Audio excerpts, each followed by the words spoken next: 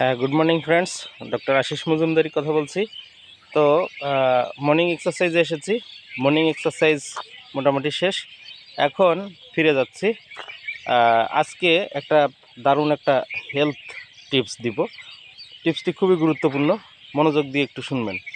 সেটা হলো কি, আমরা সাধারণত কি করি, যে কোনো আজকের সাবজেক্ট হচ্ছে ইচিং, চুলকানি।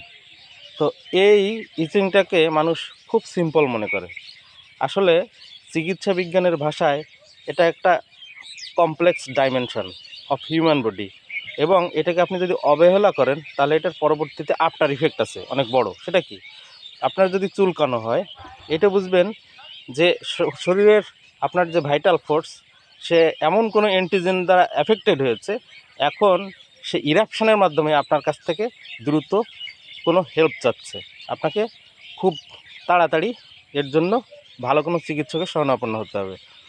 অ্যালোপ্যাথি ডাক্তারের কাছে গেলে আপনাকে কি দিবে? চুলকানির কিছু অ্যান্টি অ্যালার্জেন ওষুধ দিবে, মলম দিবে। খবরদার, আপনি ওষুধ খাবেন কিন্তু মলম লাগাবেন না। আর অ্যালোপ্যাথিতে আসলে চুলকানি, ডাউট এগুলোর কোনো ভালো মেডিসিন নাই, শুধু আছে সাপ্রেশন করার জন্য সাপ্রেসিভ ড্রাগ। এটা আপনি খাবেন বা মলম লাগাবেন, কিছুদিনের জন্য চাপা থাকবে, কিন্তু আপনার ভিতরের যে পয়জনটা, ওইটা কিন্তু একেবারে সুপ্ত অবস্থায় থাকবে। আবার সুযোগ পেলে কয়েক মাস পরে আবার চাগার দিয়ে উঠবে। অতএব এটা কোনো সলিউশন না। সলিউশন কী তাহলে? সলিউশন হচ্ছে ভালো কোনো হোমিওপ্যাথি ডাক্তারের কাছ থেকে আপনি সুন্দর চিকিৎসা নেবেন। এটা একেবারে রুট থেকে আপনার এই সমস্যাটা দূর হয়ে যাবে। তো অবহেলা এটা করবেন না মোটেও। চুলকানো এটা যদি বেশি বারে বারে সাপ্রেশন হয়, আপনার কিন্তু শ্বাসকষ্ট হবে। সাবধান।